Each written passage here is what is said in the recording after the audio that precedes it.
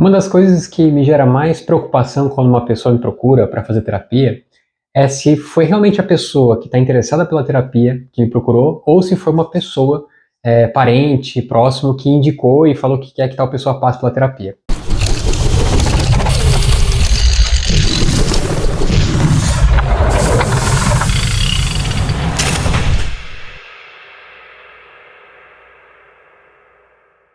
E isso acontece com bastante frequência. Por que isso me preocupa? Porque o processo de terapia, ele funciona quando você está engajado para que ele funcione. Então, quando você vai fazer terapia e a pessoa não está engajada para que esse processo realmente funcione, é muito difícil de ter algum tipo de resultado. Eu vou até contar uma história aqui para vocês de um caso muito interessante com relação a isso que aconteceu comigo. Uma filha me procurou para fazer terapia com o pai dela. No caso, o pai dela ele tinha problema com alcoolismo. Ele tinha um problema que ele tomava 2 garrafas de vinho por dia. E o grande problema de tudo isso é que ele acabava sendo agressivo com a esposa dele. Então, a menina procurou terapia para o pai com o intuito de realmente o pai ter uma mudança comportamental ali, porque estava realmente atrapalhando a dinâmica da casa. E aí eu, assim como qualquer paciente que me procura com relação ao quadro desse, eu conversando com a filha dele, eu falei assim, olha, mas o seu pai realmente quer passar pela terapia? Ela falou assim, olha, ele quer, ele precisa, mas eu vou conversar com ele. Beleza, ela foi conversar com ele, retornou para mim e falou assim, olha, ele vai passar sim, ele quer passar porque ele entende que está prejudicando a dinâmica familiar.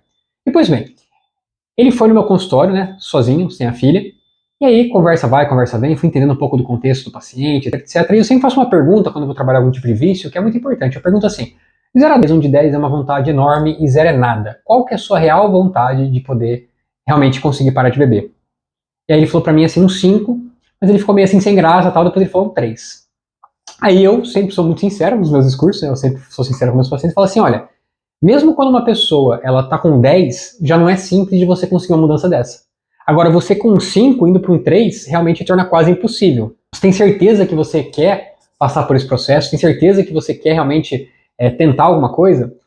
E assim, ele conversando e tal, ele falou assim, Renan, por mais que eu goste muito de vinho, ele realmente gostava muito, ele era uma pessoa que assim, até a articulação dele era muito intensa, ele pegava a taça assim, cheirava, ele estudava sobre vinho, enfim, era um sommelier de vinho. Ele falou assim, olha, eu tô atrapalhando a dinâmica familiar, tô sendo agressivo com a minha esposa, e eu preciso mudar, então vamos tentar alguma coisa. Eu falei assim, olha, tudo bem, a sua vontade na mudança é importante, mas de qualquer jeito, vamos tentar ver o que dá para fazer. Beleza.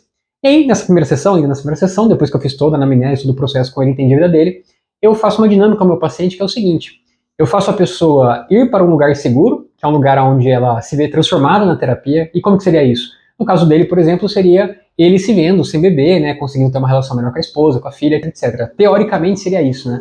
E eu faço essa dinâmica exatamente para a pessoa enxergar quem ela quer se tornar. Então é para isso que serve essa dinâmica. Eu coloco ela num lugar seguro, eu faço ela se ver no futuro com essa transformação. E eu fui fazer essa dinâmica com esse meu paciente. E aí que vem uma situação extremamente engraçada e peculiar que aconteceu no consultório, que eu diria que acho que foi uma das vezes que mais me surpreendeu, né? Ele era uma pessoa muito engajada na hipnose. Então, como eu já tinha percebido isso desde o começo. Então, ele era um cara que alucinava, ele é um cara que tinha muita sugestibilidade, ele conseguia ser muito sugestionável, a gente conseguia trabalhar várias questões com ele nesse sentido. E durante esse processo, durante esse começo desse processo, no lugar seguro, quando eu falei para ele ver essa versão dele transformada, ele ficou quieto, só para se posicionar, ele é um senhor de 70 anos, tá? Só para vocês criarem uma imagem mental, mais ou menos. Ele ficou quieto um tempo, aí ele falou para mim assim, olha Renan, eu tô vendo aqui um cara cabeludo.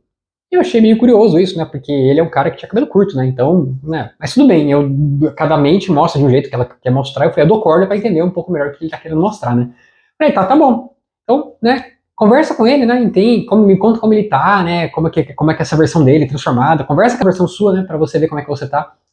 Aí ele ficou um tempo parado ali, ficou um tempo quietinho e tal, até que ele começou a falar. Ele falou assim, olha Renan, ele, no caso essa versão dele, tava numa festa, e nessa festa todo mundo meio triste, meio chateado, até que ele transformou algo em vinho. E depois que ele transformou algo em vinho, todo mundo ficou feliz da vida e a festa foi muito mais legal. E eu, assim, não estava esperando esse tipo de resposta, assim, né? Foi muito peculiar, nunca tinha visto uma resposta desse nível com relação a esse acontecimento. E aí eu despertei ele da hipnose, né? E ele não lembrava do que tinha acontecido, eu fiz ele lembrar em seguida. Aí eu falei pra ele assim, olha, cara, a sua vontade, né, a sua paixão pelo vinho, ela parece ser tão intensa que você internamente você criou até uma justificativa espiritual para poder manter esse consumo de vinho. Ele deu risada, porque ele falou assim, nossa, não acredito que eu fiz isso, tal, etc.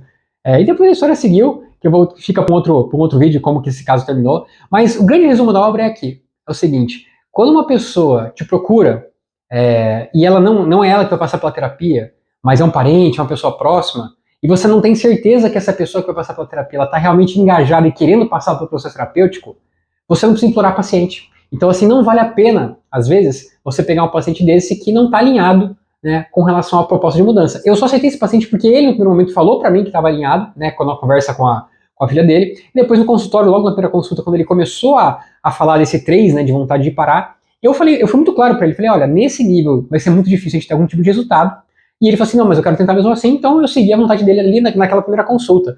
Tanto que foi a única consulta que eu fiz com ele, não contei a consulta inteira aqui para vocês, vai ficar para um outro vídeo, mas ele topou e ele quis tentar alguma coisa ali, mas ele não estava realmente engajado para buscar essa mudança. Porque para ele realmente ali, a vontade de continuar bebendo vinho era maior do que solucionar esse problema em específico.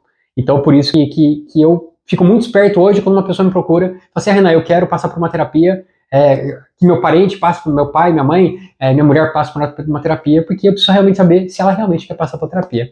Curtiu esse vídeo? Compartilha com quem você conhece aí, curta, e nos vemos na próxima. Um abraço e até mais. Tchau, tchau.